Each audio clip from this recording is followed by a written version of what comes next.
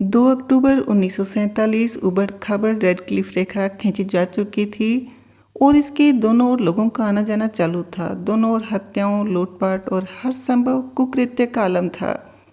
रावलपिंडी के एक मोहल्ले में बक्सी परिवार रहता था। परिवार के मुखिया, जिन्हें हर कोई बाबूजी कहता था, पिंडी और लाहौर जेल के सुपरिंटेंडेंट थे। उन्हें खबर मिली कि उस रोज शाम के बाद किसी भी वक्त मोहल्ले पर हमला होने वाला था। वहां मौजूद हर किसी को जान माल का खतरा था। पूरे परिवार में हर किसी को बताया गया कि अगले कुछ ही घंटों में उन्हें वो जगह छोड़नी होगी। सभी को हिंदुस्तान जाना था। बाबूजी ने अपनी रसूख का इस्तेमाल करते हुए जितना हो सका इंतजाम करवाया।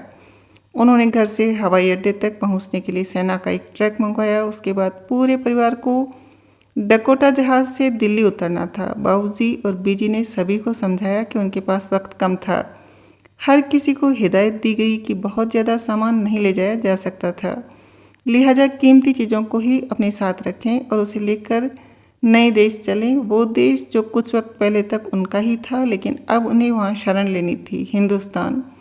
परिवार में सबसे छोटा शख्स था, 16 बरस से कुछ ऊपर का लड़का प्रकाश वेद बक्सी। उनकी माँ उसे नंद कहती थी, तो उनके पिता उसे अजीज नाम से पुकारते थे। नंद जब 6 साल का था तो गर्भावस्था में हुई कुछ समस्याओं के चलते उसकी माँ मित्रा की मौत हो गई थी। नंद अपना घर, अपना बचपन छोड़कर जाने की तैयारी में लगा हुआ था।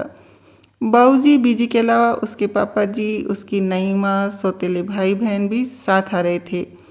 पूरा परिवार अपना सब कुछ छोड़ने के दुख में डूबा हुआ था। साथ ही जान का खतरा भी था। हमला किसी भी वक्त हो सकता था। हर कोई ऐसी हड़बड़ी में था जिसकी इनमें से किसी ने भी कोई कल्पना नहीं की थी। हर कोई अपने साथ जो सामान हो सका लेकर सेना के ट्रक में चढ़कर हवाई अड्डे पहुंचा। वहां जहाज में बैठकर दिल्ली उतरा। बक्सी परिवार ने वो दिन दिल्ली में गुजारा। यहाँ बाबूजी की बहन वंती का परिवार रहता था। वो सभी देवनगर में वंती के बेटे के घर रुके। उनका अगला पड़ाव था पूना। यहाँ के शरणार्थी कैंप में उन्हें बतौर शरणार्थी अपना रजिस्ट्रेशन करवाना था। देवनगर पहुंचकर सभी ने राहत की सांस ली और थोड़ा बहुत आराम किया। आराम के इसी मौके में घर के बड़ों ने ये जानने की कोशिश की कि आखिर कौन क्या सामान लेकर आया था, क्योंकि यहाँ आकर उन्हें नए सिरे से ज़िंदगी की शुरुआत करनी थी। उनके पास सिर्फ और सिर्फ वही चीज़ें थीं जो वो पिंडी से ला सके थे। आने वाले कई दिन उन्हीं चीज़ों के सहारे कटने वाले थे। हर किसी ने घर से लाई चीज़ें सामने रखने शुरू की। बाबूजी ने नंद से पूछा कि वो क्या लाया था। उसने अपनी कमीज से कुछ तस्वीरें निकाली। ये उसके परिवार की तस्वीरें थी। मालूम पड़ा कि पिंडी से आते वक्त वो बस यही लेकर आया था। पापा जी का गुस्सा आसमान को छू गया। उन्होंने नंद को जोर से डांटा और कहा, इनसे हम कैसे रहेंगे यहाँ। नंद ने जवाब दिया, पैसे तो हम नौकरी करके कमा सकते हैं, मगर माँ की तस्वीर मैं कहाँ से लाऊंगा। अगर ये पीछे रह जाती तो मुझे तो माँ का चेहरा तक याद नहीं। इन तस्वीरों के सहारे ही मैं आज तक जीता आया हूँ। लगभग 17 साल का प्रकाश वेद बक्सी अपने हिसाब से सबसे कीमती चीज़ लेकर पिंडी से दिल्ली आ गया था। सालों बाद इसे हमने आनंद बक्सी के नाम से जाना, जिन्होंने हमें इतने शानदार गीत दिए कि उन्हें गिना जाना असंभव के बराबर है। आनंद बक्सी ने अपने लिखे फिल्मी गानों के जरिए कितना कुछ सिखाया है। 2001 में उन्होंने कहा, दुनिया में यूं आना, दुनिया से यूं जाना, आओ तो ले आना, जाओ तो दे जाना। यादें यादें यादें, बातें भूल जाती है, यादें याद आती है।